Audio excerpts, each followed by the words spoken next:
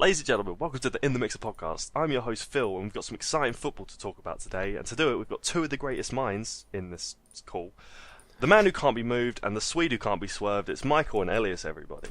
Hello. Yeah. How are you? How are you two?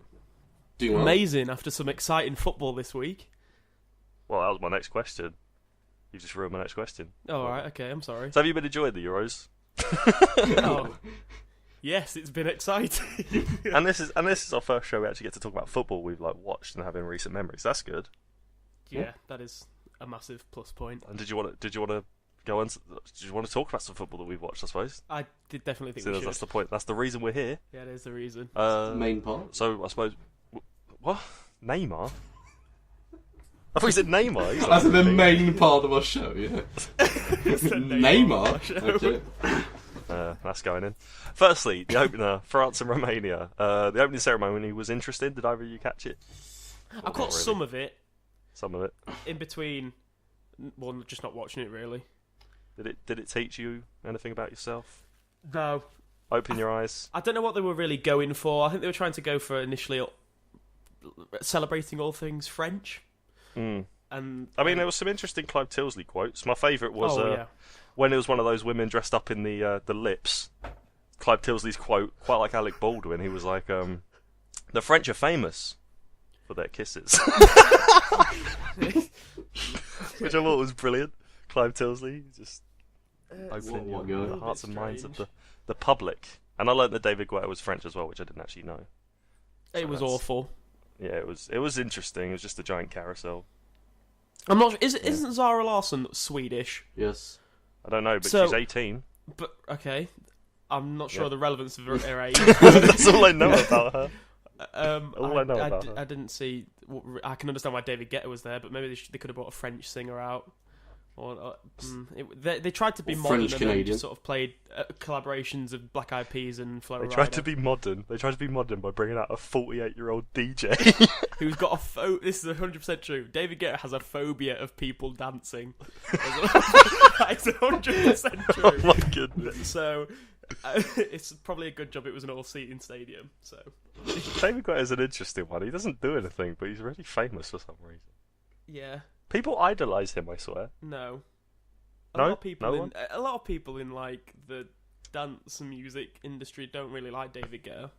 He's well known for not really playing live, and given that his songs started to mix on stage at the Euros whilst he had his hands up in the air, just shows really like what he's about. So that's what I found pretty amusing.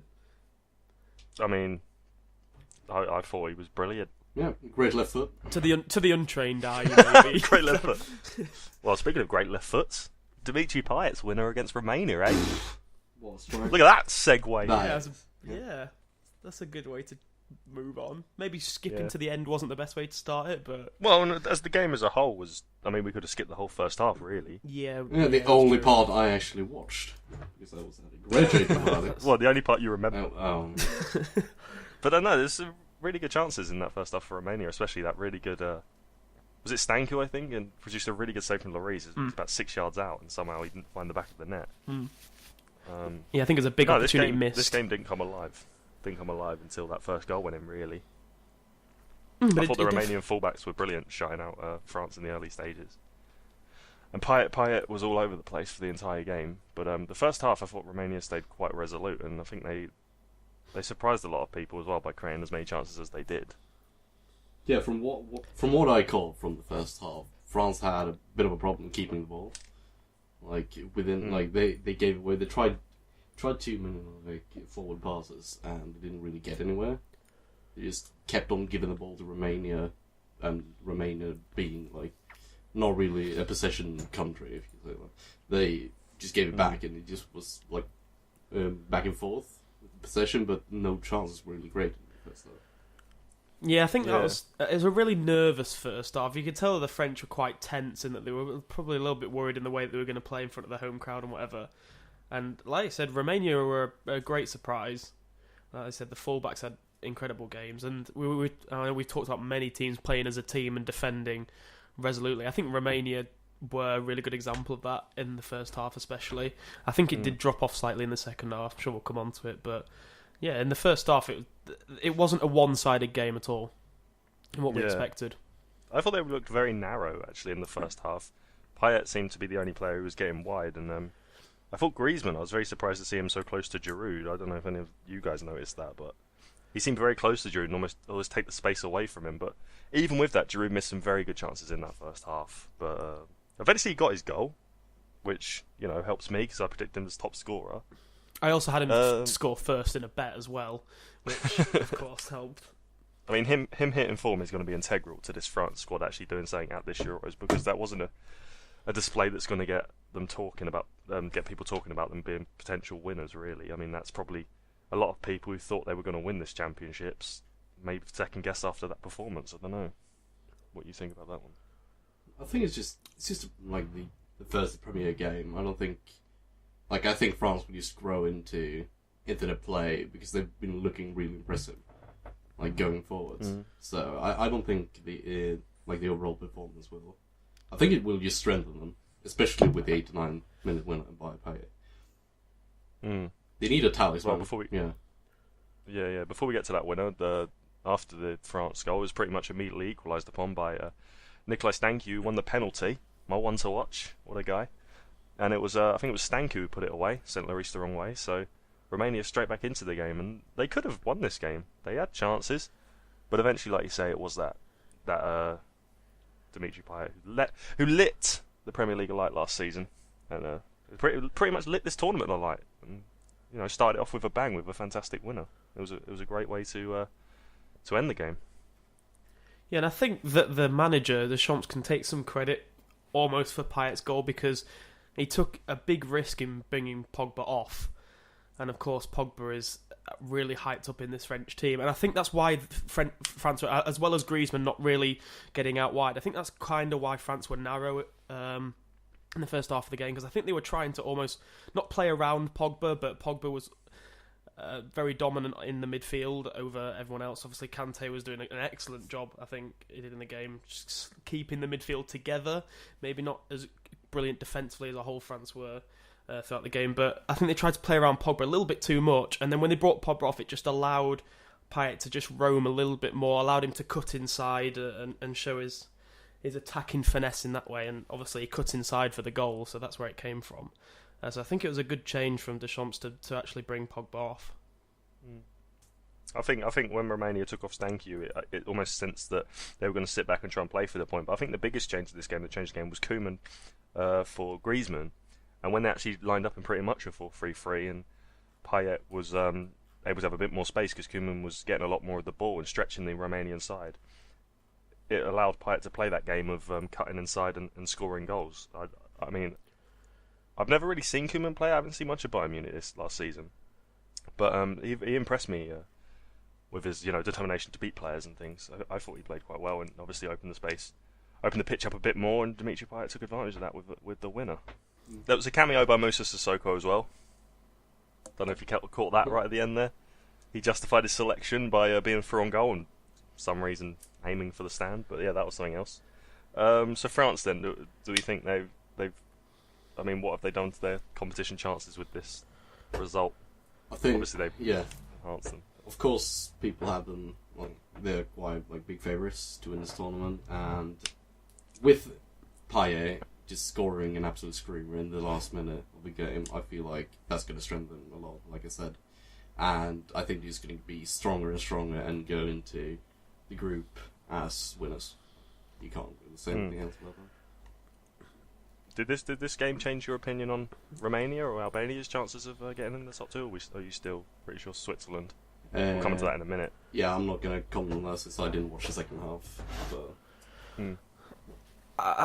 I get that Romania were more solid than we expected, and maybe showed a bit more attacking force than we expected, but I still think that what I predicted, and I think what we all predicted as a group, will still probably come true at the end of it. I think the Romania-Albania game is still going to be a really important game to decide the bottom half of the group. I I want to quickly mention as well the French defender, is it Adil Rami? Yeah. Yeah. He started off quite shaky, I thought, but as the game went on, I think he justified his inclusion in that team. I think he played quite well. And yeah, I think he's not a player that a weakness. If he plays like that, of course, for this whole competition, I don't think he's a weakness that we picked out in the preview section of this Euros. But, yeah. Just a little one. Speaking of the rest of this group, then, did you want to go straight on to Switzerland and Albania? Yeah. Did you catch this one, Elias, or not? Yes, I watched every single game.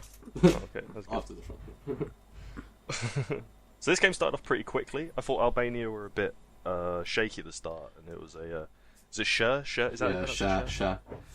Sher header, Yeah. which I think the Albanian keeper was a bit at fault for. I don't know if you guys agree with that. Definitely. Like, Yeah, it certainly was.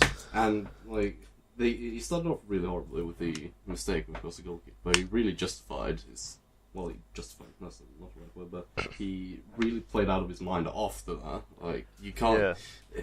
He got a lot of praise from pretty much every single point after that mistake he did, but he really kept Albania in this match, and even after Chana got sent off in 35th minute, he made like Albania think that they could come back, and they were really close to doing so.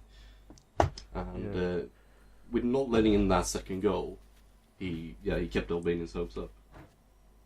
And a fun little fact for you to back that up. He made 6 saves in the game, which is more than he made in any of the qualifying games. So, Oh wow! it shows that it was a really good performance, and he's not really been experienced with, which maybe what could have led to the mistake. But he didn't really have much to do before that, really. So, but no, he definitely did his country proud. I think after he made the mistakes, and I kind of want to say that he made up for it. Yeah. In the saves that he made. It's 6 hard saves. to- 6 saves is a lot. Yeah, but it's hard to say that when they did eventually lose the game by that one goal. Yeah. But I thought the entire Albania team, I mean, it may have got to him as well, but I thought they were very nervy in the early minutes. I think they were very disorganised and a bit just frantic at the back. There Yeah, I seemed to don't be a want to use lot the of space term opening up headless for Switzerland chickens, early on. but it kind of did have Mm. similarities to that. But they did settle in. They really did settle into the Yeah, game. they really did, and I think obviously that space was found later on in the game with Switzerland's having chances in the second half. But I think that was more due to the red card. 'Cause I think between say the 15th minute and the red card, Albania were brilliant at closing down Switzerland and putting pressure on and make some really good chances. And I think this game to the neutral probably wasn't watched by many people, but I think it was quite a good game personally. But I thought the red card. I mean, I don't know what your opinion. I've got a slightly controversial one on this one.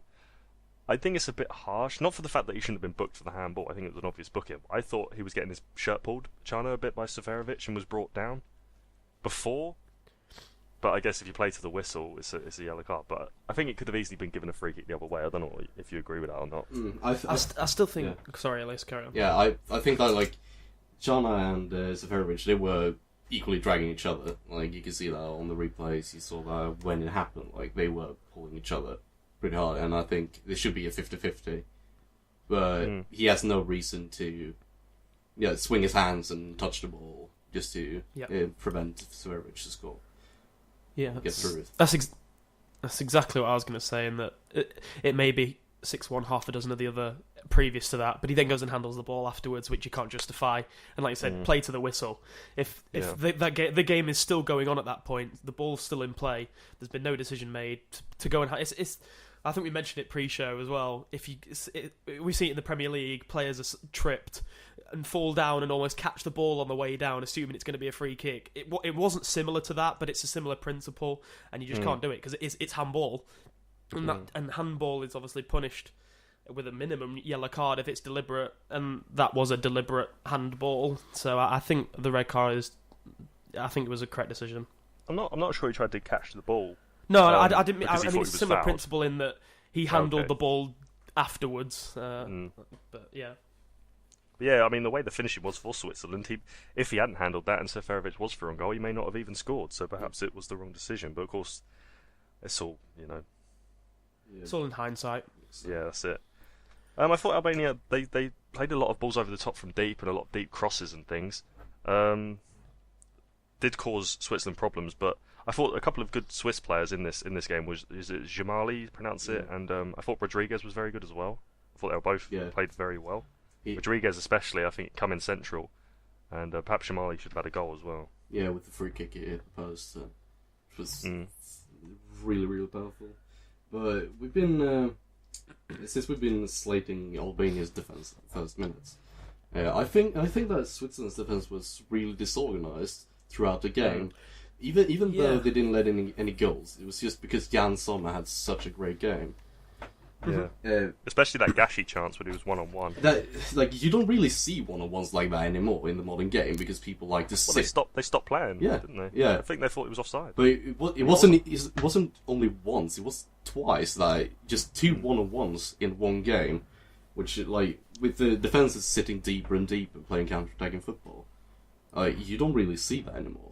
And I think that was really mind-blowing because in an international tournament at this level, like, there shouldn't be mistakes like that, really. What's it called? Like, Albania with finishing like that, I don't think they deserved anything more than a loss. Even though Berisha played like he did, and they got through, you really need to score those one-on-ones. Like, there's no... like, you can't justify that finishing. It's just a disgraceful thing. Yeah. Did either of you see the penalty incident right at the end of the game? It was the deep cross. I think, I'm not sure who it was running through, but I think it was Sho. Had his arms around him, brought him down. Oh yeah, I saw that. I think no, it was Lichtsteiner. It was Lichtsteiner. Oh, it was Lichtsteiner. Yeah, it was. Yeah, sorry. And I think that's a penalty because he has his arms all around him and just prevents him to move. So I would have given him a penalty for that. Yeah, I think it's harsh to say they deserved the loss. I think they're a bit hard done by Albania, but like you say, if you don't take your chances, you're not going to win. Pretty much is simple. Yeah, and in relation to what Elias said about Switzerland's defence, we talked about in the podcast where we were reviewing Switzerland's team that they have really attacking fullbacks in Lichtsteiner and Rodriguez. So they probably rely heavily on their centre-backs doing a really tough job. And I thought Juru was awful. I don't know whether that's... Yeah. I don't know whether that's... I mean, sure, I know he scored, but I thought it was a bit... I thought the whole Switzerland team was just a bit reckless. I thought Barami was... I don't know how many fouls he conceded, but it was probably touching double figures by the end of the game. It wasn't, but he conceded just so many fouls. Shah also conceded a lot of fouls, and while like you said, Lichtsteiner in the box could have given away a penalty. I thought Rodriguez actually had a really good game attacking wise, but defensively Switzerland did look all over the place, and they looked. I don't know. I can't find the word. I think reckless is probably the best word I can find. They looked aggressive. Isn't the right word. I can't find the word in my vocabulary to describe it, but they just dirty. A little bit.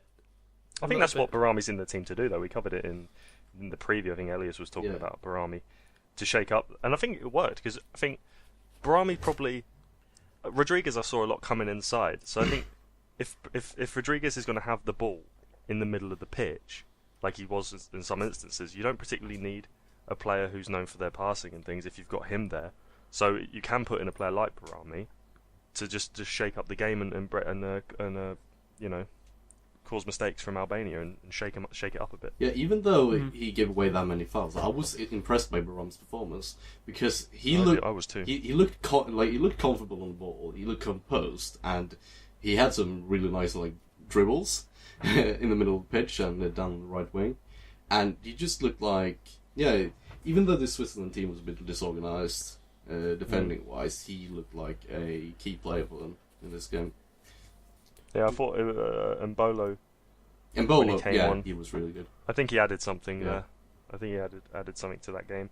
Memedi, is it? Memedi.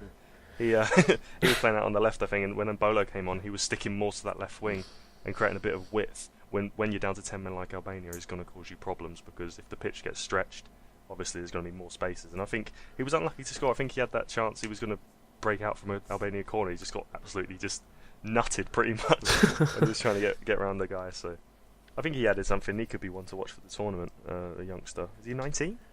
Yeah, he's born 19. Yeah, I think he is. Yeah, 97. Yeah, he's as old as me. Yeah, so yeah, he is a big lad.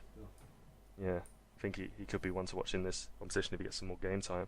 Mm-hmm. And I was disappointed with Shaqiri as well. I don't know if you guys agree. He seemed It's kind of like disappointing with him. yeah, he seemed a bit like he bit grabbed by the stretch. Like he went in really aggressive on a few points, and he started pulling shirts when he ran through. And I just feel like he didn't really settle into the game. He ran a lot. I felt like, but he didn't get anything out of it. Yeah, I think he's a player who gets. Sorry, go on. Oh, no, I was just going to say, I think when Stoke don't play well, Shaqiri had one of those performances. Like, he worked really hard, and he did put in some like really good deliveries and whatever that maybe went unnoticed. Of course, got an assist as well, but it wasn't massively impactful. And especially when he's almost integral to Switzerland's attack. I mean, is 9 goals in their past 8 competitive games. Got that little stat for you.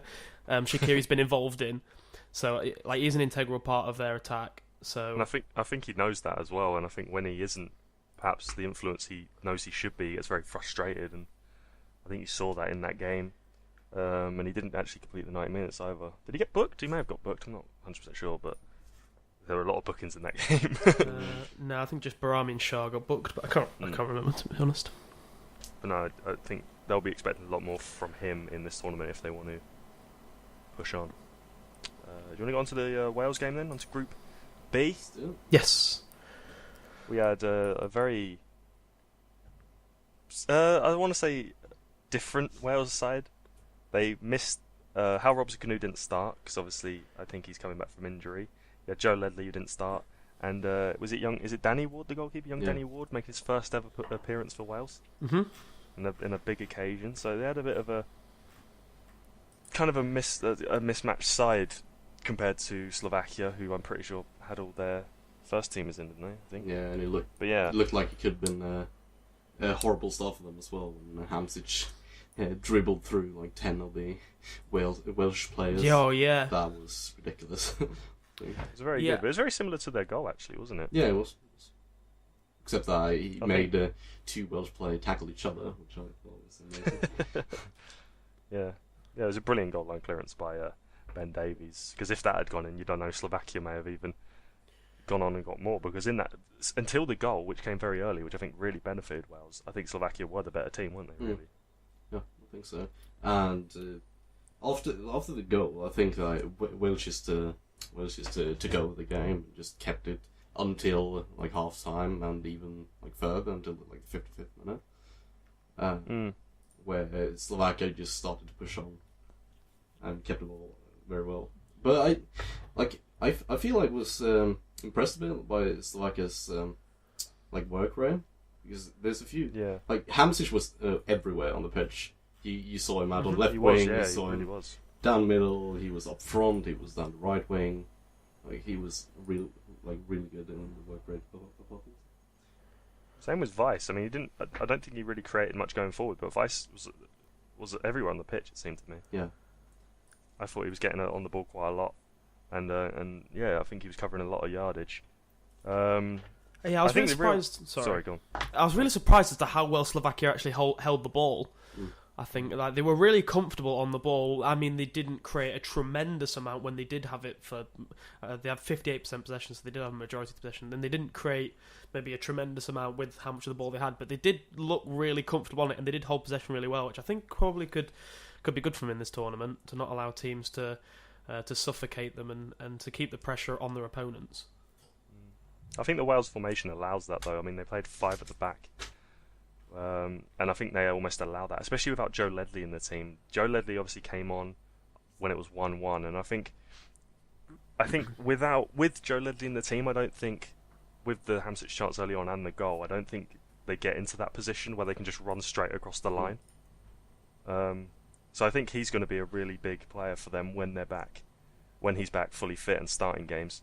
And yeah, I think that was probably the big change. I think Wales, when Joe Ledley came on and Robson-Kanu came on soon after, I think Wales started to take control of the game again after a Slovakia onslaught after their first goal. Yeah, Slovakia, when they took over the matches like 55th minute, they kept making what's the word? kept forcing errors by the Welsh side to give away the ball. I think Wales didn't string together 3 passes between the 55th and the 75th minute, which is a bit ridiculous. And they just looked lost. They looked exactly like they did when they played Sweden just a week ago. And that's a bit of a worrying factor because Slovakia should have scored a few more, I think. But like that's a bit of a praise for Danny Ward as well. I think he had a decent game. I think he did. He made a couple of good saves there. Yeah, it was good for him. I'm not sure whether it was a back spasm, which is the reason Hennessy was out. So I'm not sure whether he'll get back in the team. I don't know how long that keeps you out for. But the next game is on Tuesday against England, so that's in 3 days after this game. So, and then of course before their goal they had that Aaron Ramsey header, so they were getting back into the game before they scored. He should have done better. That Aaron Ramsey header, they could have really lived to regret that. That was a massive chance. Yeah. He jumped way too early. Yeah, he was almost hanging in the air to try and stay in the air by the time the ball got to him. It almost hit him before he directed it. It hit him in the head. Because he was on his way down. It was just. Really it's a difficult skill though there because obviously the goal's behind him, so he has to almost flick it back. And obviously he's not known for his heading ability. But yeah, I mean at this level you really need to take those chances. And a few minutes later, Hal Robson-Kanu did take his chance, and I thought this was actually a very nice goal. Personally, I think it was very fluky, very fluky. Yeah, because when the finish, I think, but the pass forward, I think, was it Ledley who played the pass forward? And just opened Slovakia up. Yeah. And then I think it was Ramsey who gave the ball to Robson-Kanu, and somehow the balance act, and it didn't really look like it was meant as a pass. I think he was looking for a penalty there. Actually, I think he was looking to just like he didn't regain his balance and he just fell down after that. But the touch it takes, which people say it's a pass, but I don't think it is. It's just so unfortunate for Slovakia that he gets through. And the same with the finish. Hal Robson-Kanu does well, but it's called in Swedish a strumprullare. It's a sock roller, pretty much. That's the yeah. Here it's a P roller. P roller, exactly. P roller. And I think it's well done to do that, but it's really fluky because the defender is going down to block it and just goes through his legs, and you see that so much in the modern game, like just shots going through the legs. Well, both goals had a sense of fortune. Gareth Bale's free kick. I mean, I'm not 100% sure what the Slovakian goalkeeper's doing. Is it Kovacic? I mean, all he has to do is stand still, doesn't he? Suicide to take at least he took 2 steps to the right or to the left. So many keepers do that though. He tries to guess the flight of the ball before the ball's even done that, and that's. I don't think. I get that the ball did show an indication of swerving to the right as if it was going to come back across where it had come from, and then it does go the other way. But it's really not. The deviation on the ball isn't enough to wrong foot him as much as, like you said, 2 steps. Yeah. So, I mean, it's not even like he's particularly close. It's like, what was it, like 30 yards out? Yeah. I think if Bale scores from there, you got to just take your hat off to him and say, well, fantastic goal. But to do that, it's silly. In the first game as well. Yeah, it wasn't a particularly tremendous free kick. No, it was a poor free kick. It was kick. straight in the middle. Yeah. Like you could have just stood there. Yeah. And on first watch, I mean, if you see it, if you're just sort of watching it in your living room, whatever, you'd think, what an excellent free kick, and it's one of those where you see it at first glance, and then on the replay you reconsider, and I think that's what it was like for me, like the hype about it. When I saw it go in, I thought, oh, what an amazing free kick. Watch it on the replay, and I was like, oh, well, maybe the goalkeeper should have stopped that, which he definitely should have done. To do that, any standout players for you in this game? Sorry, any standout players for you in this game? Particularly, I think both teams were quite team performances, really. I think Wales didn't really have one standout player. I was about to say, I think Wales slightly proved about Bale that they are not a one-man team with him. I thought the defence... But with the fortune of the goals, but on another day, they may have lost this game. True. You could argue. True, but I thought Ashley Williams was really good. Back. I can't remember. I think Juris, their striker, is the Slovakian striker, and they subbed him off really early because he just wasn't winning anything in the air against Ashley Williams. He had a lot of problems because he kept giving away fouls, and I don't know how he didn't get booked I think he did. I think he got booked at the 35th minute. No, he never got. He didn't even get booked. Oh yeah, Juris, no. He was really aggressive because he never looked to go for the ball. He started to tackle players when they were up in the air, like heading, and I think that's a dirty move. I don't like that. Speaking of bookings, though, Martin Skirtle got his booking on the 92nd minute. Martin Skirtle. Now, I have no idea how he got that far without being He booked. continues to be one of my most hated players because I can't stand him. Like, he's clumsy, and he's almost like he aims to start out of position and then find the hardest way to recover that problem that he creates for himself. That's the only the way I can think of it, and it just infuriates me watching him. Well, I think it was on Johnny Williams, wasn't it? That Wales should have had a penalty at 1-0. Yeah, I mean that was sickening, that elbow. Yeah, I think referees say, I think if you clench your fist, it's an elbow. If your fist isn't clenched, I don't think it is an intentional elbow. But his fist, he comes across with all his body and just swings his elbow. I'm actually doing the action. Yeah, now. Exactly. I'm sat here almost doing it myself. So. Blimey. I mean, he should have gone for that. He really should have. And even he didn't go for that. And the tackle he had on Ben Davis is also a point where he should have been sent off, in my opinion. Well, that was the one he was booked for. Yeah, he got booked for that, but he should have had a red card for that as well. The pace he gets into that challenge is just unacceptable. His reaction made me laugh. Oh, he didn't think it was almost like, if you're not booking me for that elbow earlier, why are you booking me for this? Keep on consistency, ref. Oh, we had English commentary. In the English commentary and on the BBC, we had Robbie Savage commentating the game. Oh dear, that was some interesting. Did you listen to it, Michael? The commentary, the Robbie Savage commentary. I said this to my dad, and my dad I said, "Why is Robbie Savage commentating on the Welsh game?" And my dad went, "Oh, because he's Welsh." But I think that's probably the worst person to put on the game because it was so biased, and he was just. It's almost like he forgot all commentary tendencies. It was almost just like, it was like watching a fan zone with him, and he was just getting angry and giving his opinion rather than actually commentating and giving analysis and things like that. I did find it quite funny. I do actually quite like Robbie Savage. I think he does. That's a bold statement. I mean, he is an ex-Birmingham player. He was at Birmingham for 3 years. I mean, it started like 90 games for us, so I do have an obligation to like him somewhat. But I think he almost like wore his heart on his sleeve a bit. It's a bit much sometimes, isn't it? I mean, but there is actually a Welsh channel you could watch it on. It was the I think it's S4C or whatever, and it's like in Welsh. Everything's in Welsh. But BBC is supposed to be a neutral broadcasting service, and it just makes me laugh. But then to be fair, when obviously in England we have two broadcasting services. We have the BBC and ITV who bring us the Euros. So on the ITV one later for the England game, they had the highlights, and they had Tony Pulis doing the commentary with whoever it was. And as soon as Robson Canoe goes in, he just goes, "Yes!" Brilliant stuff. I think it was Tony Pulis. Anyway, I didn't actually see. It sounded like Pulis. He's got that really deep and the laugh, eerie voice. Anyway, the laugh. Wait, you didn't do the laugh.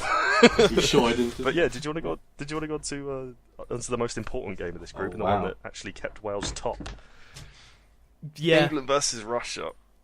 Oh, I'm not even sure where I want to begin. I want to begin with I was impressed by England's creative play, and I was impressed by Danny Rose and Kyle Walker, who I think were the best players on the pitch. They really provided width and the creativity down the wings and got in some really good crosses where Kane and Ali should have been, and Ali was the closest to being there, I think. Yeah.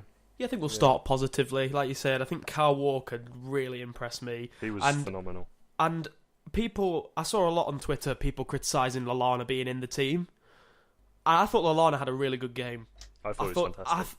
I thought Walker and Lallana linked up so well. It was almost like they'd been playing together all season kind of thing. They linked up really well. And like you said, the amount of good balls that were put in to the Russian penalty area was unreal. And we should have scored more, but positively we did create loads of chances. We looked comfortable on the ball. Yeah. There was lots of 1-2s. There was lots of triangle football, which is unlike England really. There wasn't much direct play, which is something I guess we're trying to avoid now that we've got these excellent midfielders. And it was good. It was actually really good football from England for once. And I think it's probably if he'd completely take out the result, I think it's probably the best England have played since when we beat Germany. Yeah, they interviewed Derek Dyer at the end of the game, and he said it was the best they played with England. The first half and second half, it's interesting to say about England not playing direct. I think the second half they were resorting to long balls a lot earlier. The frustration was definitely setting in there. I was saying this to my. I was sat with my dad watching it, and I remember looking at the clock. It was the 52nd minute. England were looking for a relief goal rather than looking for a goal through good play. And I think that fans will look at it the same way. We played so well in the first half, didn't get a goal, and it was the 52nd minute. I remember looking at the clock, and it was almost like if we were to score now, it'd be a relief rather than a jubilation goal because of how well we played in the first half. And I think they were starting to panic a little bit too early and started to resort to direct play, which wasn't needed. I agree with that. But going back to the first half, I think everyone played well. Every player on the pitch in the first half had a great game for England, and they kept Juba very isolated. He was finding, even in the second half, actually, he was finding himself out wide. I think England played very, very well. Can I get a point in there? Like Chuba, go on. Cahill and Smalling had a lot of problem with Chuba in the air, but Chuba didn't have any support from his midfield to actually knock the ball down, because Dyer and I think it was Rooney, it was deeper down than Ali, and he was just as you said, he was isolated, but he was still doing a good job actually bringing the ball down. And Cahill had so much trouble with keeping Chuba, like, winning, like, balls in the air. Yeah, and Smalling did a good job with sealing out Chuba when he actually was running through on goal, and he showed some strength. But I think, like, nonetheless, that Chuba gave the English centre-backs problems. They still, they could handle the situation pretty well. Yeah, I think I know you highlight, Zuba in the air causing England problems. I think England as a whole just had a huge problem with Russia in the air, even from set pieces. They had a few free kicks coming sort of from out wide, and all of them weren't defended particularly well. Russia always looked like they were going to beat England to the ball in the air, and I think that's and I know Phil's going to make the point later on about England conceding goals, and I think that this could be a huge point for our Euros, that we're going to struggle in the air to keep out bigger players, and if we can't sort that out, I think it could be a massive problem. I think obviously against Portugal we obviously played quite defensive and tried to shore up the defence and work together, but I think this England side, I think you have to go into every game knowing you're going to concede, and it's quite a negative mindset to be in. But I mean, they showed. I mean, no England fan was watching that game confident every time that ball got near the penalty area, and towards the end, I think everyone almost knew it was coming. But my dad called it. Dad said that's the thing. I think they had a corner just a minute before they scored, and it was almost like it went quiet. And everybody just knew it was a slow classic motion England. when that header was going in. It was a classic England thing. With our pressure on them has relented. The tables have turned. It's just going to take one thing, and it did. But I think those positives are there, and I think he should definitely go with the same team in the next game. But he should have that. I think he was going to bring on Vardy like very soon after that Dyer free kick if it didn't go in, and I think perhaps not bringing him on was a mistake. I saw someone say on Twitter, if he was brought in and he was brought to spread to be a threat on the counter attack, someone for Kane to knock the ball onto, it would have caused Russia a lot of problems, and I think that's right.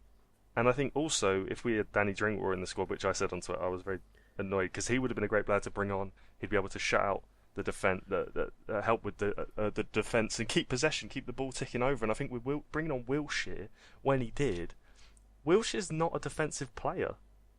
I mean, I think, and same with Milner. Milner was brought on as well, and it just, I mean, who looks at those substitutions as inspirational, really? When you're 1-0 up. Milner. I mean, it's just. I understand Milner's had a great season and has chipped in plenty of assists at Liverpool and was replacing Sterling, who I thought had an awful game with his end product. It wasn't gonna change the game, and especially so late on in the 87th minute. And I understand he brought Rooney off for Wilshere. Wilshere is so, like, I know you say Wilshere's not defensive at all. Wilshere's probably spent more time on the edge of the penalty area than he did in midfield. He played really attacking when he came on, And I think it was just to replace a tired Rooney. And I think I justified in the podcast previously about Danny Drinkwater not going. I can now completely understand why people want him to go, because in the 83rd minute, Eric Dyer was on his haunches. He was so tired because he worked so hard in that midfield, because he's the defensive midfielder, and the amount of interceptions he made out on both sides and in the middle, obviously chipped in the attack as well, and got his goal. Danny Drinkwater would have been an excellent player to bring on to just help him out, just an extra pair of legs to just to shore up that defence, because England's defence is so unstable. I think it's really important that we have a good defensive midfielder, and when Eric Dyer is going to get tired, which he will do after putting in a shift for 80 minutes, because he is going to have to do a huge job for England, I think bringing on Wilshire Milner, like you said, was a mistake. Especially so late on in the game. Like, we didn't have a substitution till the 80th minute. Yeah, that's why I think the Vardy substitution would have been good. But I'm just looking at the England substitutes here. And these are the substitutes. In this situation, in a 1-0 up situation, if you want to see a game out, these are the substitutions we have on offer, right? This is midfield and defence. Bertrand, Klein, Stones. Barkley, Milner, Wilshere, and Henderson. That's it. That's none of those players are going to see out a game. No. None of those players you can bring on and think this is going to tighten up the game. And it's frustrating because we played so well, and it's just, I think that's, the problems are being found that aren't there. I think everyone went into this tournament knowing we had a poor defence. And it's just, I think it is infuriating that we didn't win the game. But I don't think he should change the team for the next game. I think Vardy should be called on. If we're in the exact same situation, I think Vardy should come on around the 60th minute, sort of, maybe even earlier than that. Maybe I was about to say half-time. a lot earlier in the game. England need to change. It needs to be changed up because Vardy injects so much pace, and when we started to play direct, like we mentioned earlier, Vardy is very good at getting in behind on those direct balls, even if they're not necessarily winning headers and whatever. Vardy is very good at playing direct on the floor. So, like I said, bringing him on a lot earlier probably would have benefited us a lot. And that almost helps see out a game. Yeah. In a different way than just putting them behind the ball. Because if the defence has to sit back, so they have to be conscious of Vardy running in behind, it moves the whole Russia team back on the pitch, if you like. And I'm not really having to go at Hodgson, because obviously Hodgson put out the team. He picked the team that dominated the game, so I don't think he's particularly to blame. I think it's the players he had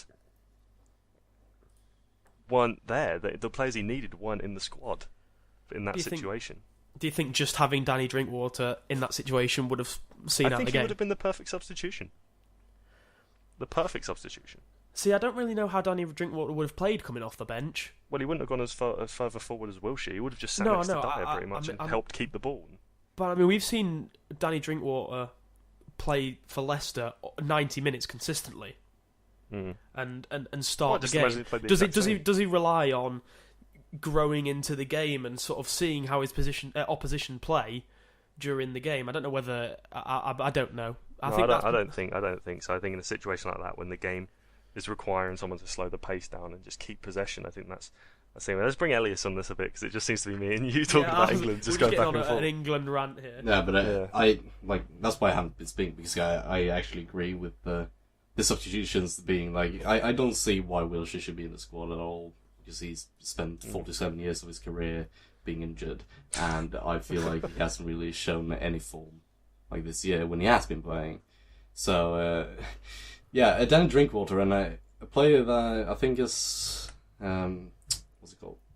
He is retired internationally after the Euros last Euros, 2012. Gareth Barry. I think he would have been a decent player for Rod Hodgson to bring as well, because he's defensive stability, and to bring him on just to seal the game, or just to see it out, which I don't agree with.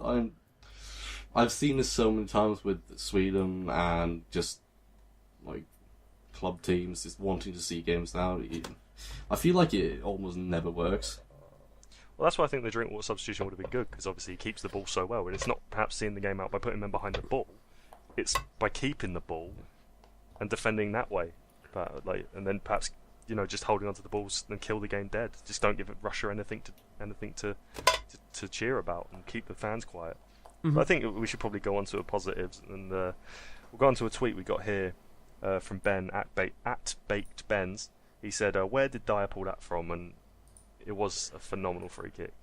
Yeah, you can argue with Akinfeev's positioning because he took a few steps out and just continued to take more steps out, and in a free kick that close, you really need to stay on your line.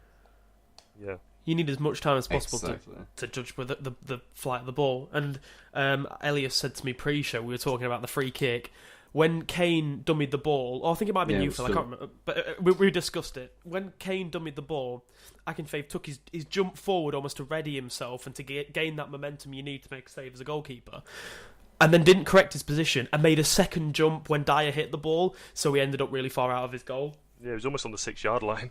Yeah, which... You like I said, 6-yard line. How far out was a free kick? 20 yards. Yeah, it was unacceptable. It was right on the edge, wasn't it? It's like it's a quarter of the distance of the free kick he's lost, which is a lot of thinking time and a lot of reaction time. So I think his positioning was questionable, but he did make an incredible save before that.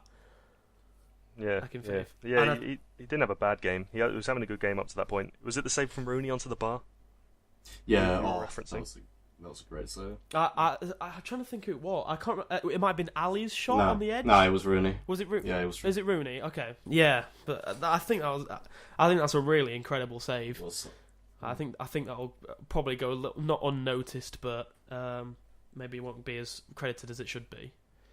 It's like the Albanian keeper, and making a lot of saves, and obviously Ward for Wales. It completely matters on the result how you view a goalkeeper's performance, doesn't it? Definitely does. And I think that justifies, what I said when we were going through Russia's group and this group, that Akinfeev is not really known for having really consistent performances. He makes these mistakes, and I think I heard somewhere that he doesn't like playing massive games, and I think that's a bit of a problem that in every sport. If you don't have if you have stage fear playing for your national team, it's such it doesn't really help, does it? Yeah, Well, I think that can be backed up by the mistake he made in the World Cup. I can't remember who it was against, South Korea. but he made a pretty he made a pretty big mistake in the World Cup. So that's on an international stage, like you said, it's really important that you are stepping up, especially when you're the unchallenged best goalkeeper for your national team. Yeah. Yeah, and obviously some players thrive under that pressure. Mm-hmm. We'll move on to our next question then from @Danny_Porter8. Danny says, what do you think of Rooney playing in a deeper role, and should Vardy have started? So we'll tackle the first part of the question, Rooney's performance in that deep role, and I actually thought he was very good when he started. Yeah. Alongside Dyer, I was a bit sceptical because I don't like Dyer playing the deep role. I don't think he's very good. I think he's much better just behind Kane. But I thought Rooney was very, very good actually. He did give the ball away a couple of times, but I think he spreaded the ball wide very well and gave Walker opportunities to run into space like Rose and Walker. So I think he did quite well there. Yeah, I'd agree. I think when he started to lose the ball, I think it was later in the game when he started to get tired, and I think that's why Roy ended up substituting him in the end. But I thought Rooney was excellent. Another player that was really good for us. Especially with that shot there, Akinfeev scored, saved. Yeah. And he had the volley as well. He got in the right positions, and I think he should continue to play there for England. It's his best position right now, I think. I think it's his best position for that England squad. I think it's the only place you can fit him in, actually. Because I don't think the only player I would have played there over him actually would have been Drinkwater. But yeah, I think he could do a job there for England for this championships, and he proved to do very well in that game. What do you think about the Vardy starting thing? Do you think Vardy should have started? I don't really know who I'd take out the squad for Vardy to start. So I think that's the way I'd answer the question. Yeah. I think Vardy has to be brought on a lot more impactful, like we said, when England begin to play more direct and possibly struggling for a goal. Because Kane was out of the game for the majority of it. And it's another good little fact: Kane did not have a single touch in Russia's penalty area. So I think that shows how much Kane was not really in the game. And there was service into him somewhat, in that there was a lot of balls that were played in that dangerous area they talk about between the goalkeeper and defence. But I don't think Kane necessarily plays particularly too well with that. He almost likes the ball into his feet and to work it himself. Yeah, I agree. Yeah, as I said like before, that I think it was Ali who got in the better position than Kane this game. He got into that position where Kane should have been, like just in front, like from post, just in the middle and straight back. I feel like Kane played almost behind Ali at times.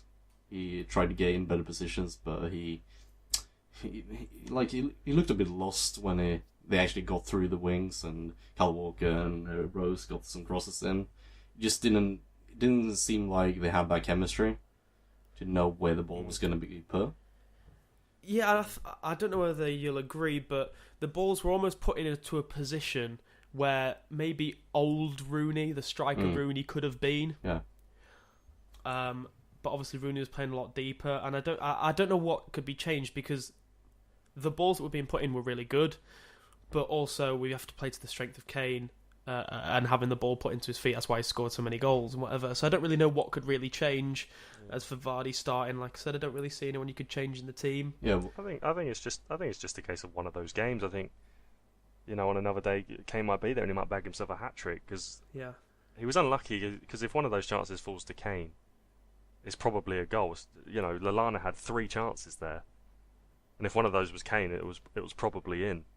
But I don't think Kane deserves to be dropped after that performance. Certainly not. No. I think the one up front with Kane leading the line suits England very well, because it creates space for the like of Lallana and Ali and Sterling. And I think it might just be a case of one of those days. And I think perhaps in the next group game against Wales, we might see him score a couple of goals, perhaps, if they play like that. Yeah, I don't think I really answered the question with the Vardy starting. I don't think he should be starting, but I certainly think that Roy should have brought him on at 60 minutes or something like that, because England were having some balls put in by Rooney and Ali, who were who were threatening behind the back line of Russia, and I think Vardy would be the perfect fit for those balls. I think the first half performance though justifies Vardy not starting after how well England played. Mm-hmm. Yeah.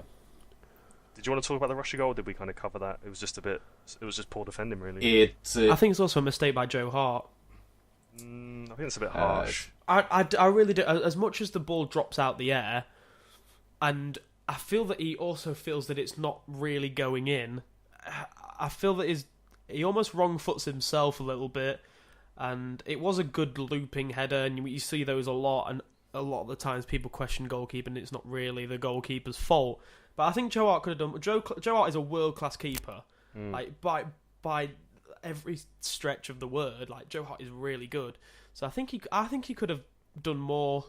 It would have been difficult for him to judge the ball hanging in the air and whatever, but he doesn't make any attempt to save it, and it disappointed me slightly. But it was really poor defending. That a goalkeeper can make a mistake, but 3 defenders have to make a mistake almost for the ball to get to that point. So it really reminded me of Branislav Ivanovic winner in the Euro League final, 2014.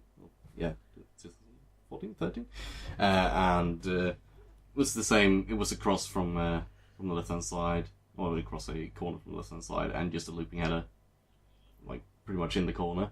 So, like, I got some flashbacks from that, but I think no, you can't.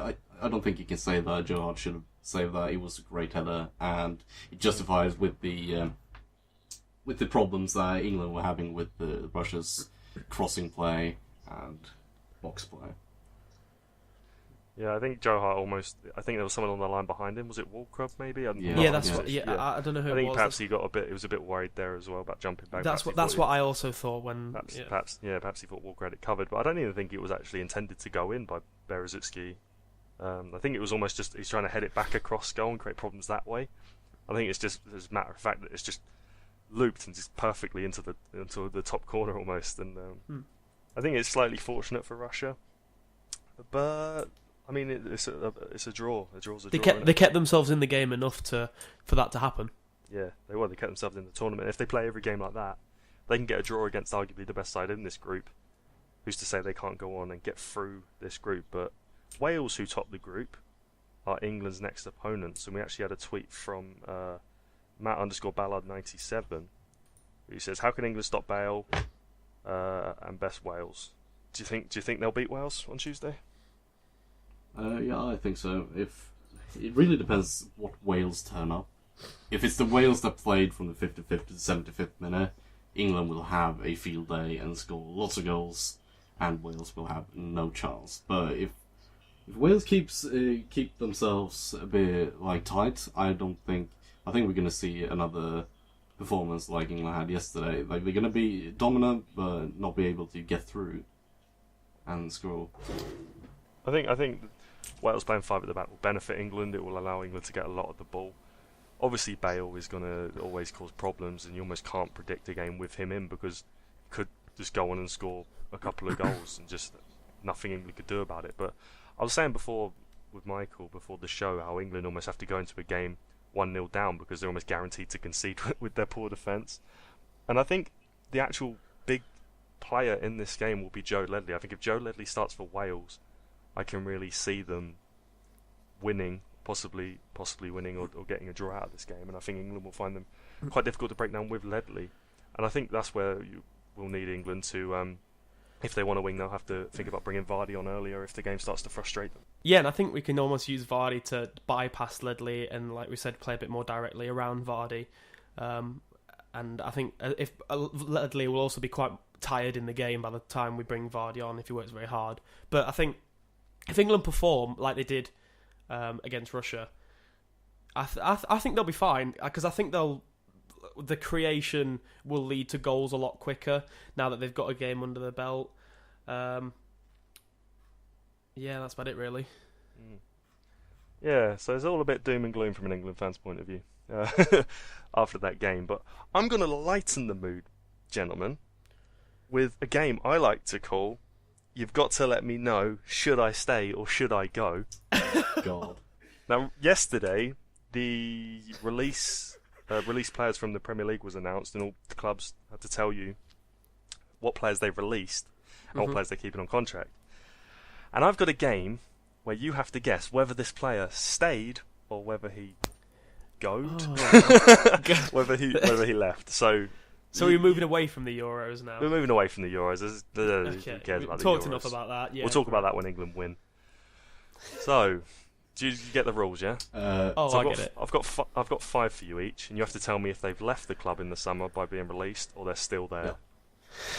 Yeah. Right. Okay. Michael, you're first. I'll name the team. I'll name the player, then the team. You say if they stay or if they left. Are these players really well-known players, or are they going to be You have to wait and see. You have to wait and see. Right, number 1 for Michael. Marco Marin of Chelsea. Goad. Michael Marin. Michael Marin? Marco Marin is still at Chelsea, I'm afraid. So you got that one wrong. Elias. Scott Sinclair of Aston Villa. Stay. Oh, it's 1-0 to the Swede. Now let me jot this down so I don't forget. 1-0. Okay. Michael, I'll go to you next. Gökhan Inler of Leicester. Ooh. Stayed. Oh, he stayed. You better not be researching this. No. I wouldn't be able to. You'd hear. I'll demonstrate how loud my. Don't, please don't. There we go. So yeah, feel free to play along at home, listeners. Elias, your next one is Marouane Chamakh of Crystal Palace. Stayed. He left. Yes. Heartbreak. Yes! Oh, he's going to Tottenham. I can feel it. I can feel a Michael. Kanu winner. Champions League. Wait. Semi-finalist? Did Man City get to the semi-final? I think so. Yeah. I can't remember. Martin Dimichelis. Ooh. Was his contract up? Did they add an extra year onto it? I'm gonna say Goad. Yeah, he left. Yes. Michael takes the lead 2-1. Oh. Elias has got a good one. Tony Hibbert of Everton. He retired, didn't he? Left. I don't know. Left. You saying Yes. left? Correct. Yeah, I think he retired. Oh. It's tight. It's 2-2. Yeah. 2-2. Come on, England. Michael. Nick Powell of Manchester United. I know this one. Thank God I've got it then, because that's a good one. I'm gonna say stayed. You're wrong. You're wrong. The competitive edge is coming in. Right, Ellis, you got 2 more. Mario Balotelli of Liverpool. He's still there. He's still there. 3-2, he takes the lead. Oh, Michael, if no. you get this wrong, you've Oh. lost. Gaston Ramirez of Southampton. I know this one as well. Stayed. You're wrong. You're wrong. You're wrong. Oh no! Give me the last one. I thought it would have been a big giveaway when Elias said, "Oh, I know this one." Because why would someone report on him staying? But I thought he might have signed a new contract. I know he was at Borough last Yeah. year, but Do you want to do these ones for fun? I've got Elias's last one. I've got 2 tiebreakers. Yes. yeah, You can work together for this one. I want to do my one first. Fabrizio Colacini. Colacini wants to go back to Argentina. He left. He He stayed. stayed. He's still there. He's still there. Still under I was contract. going to say stayed, so Still under contract. I'll take the W on that one. Oh wow. Peter Crouch of Stoke. I said Yeah, stayed. I think he stayed. Yeah, he stayed. And DeAndre Yedlin of He's Spurs. still there.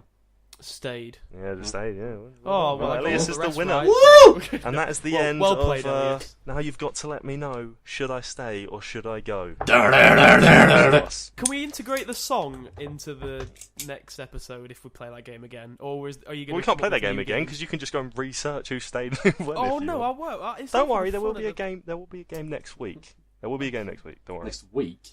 You can rely on me. Viewers or listeners, if you've got any game ideas, DM me. Or I feel it's not that very Canon, creative of a DM question. me. Or- Slide or into those tweet. DMs with your. Or tweet With at your In the game. Mixer Show. Well, don't DM People that are- because all these 2 can see it. Oh yeah, no, don't do that. Okay. Well, thank you very much for listening to this enlightening podcast. If you'd like to message us or have your tweets or emails read out, I'm going to do that again because I touched my mic. Thank you very much for listening to this enlightening podcast. In the Mixer. Thank you very much for listening to this podcast. If you'd like to have an email read out or ask any questions, you can tweet us at In The Mixer Show or email us at inthemixerpodcast@gmail.com. And I think that's everything from me. So I'm going to say goodbye and let these 2 whisk you off into your wonderful existences. Yeah, enjoy the Euros until we see you next time, and thank you for your continued support from me. What? Okay. Lovely. Thank you very much. We'll see you very soon, probably sometime in the week. And yeah, goodbye.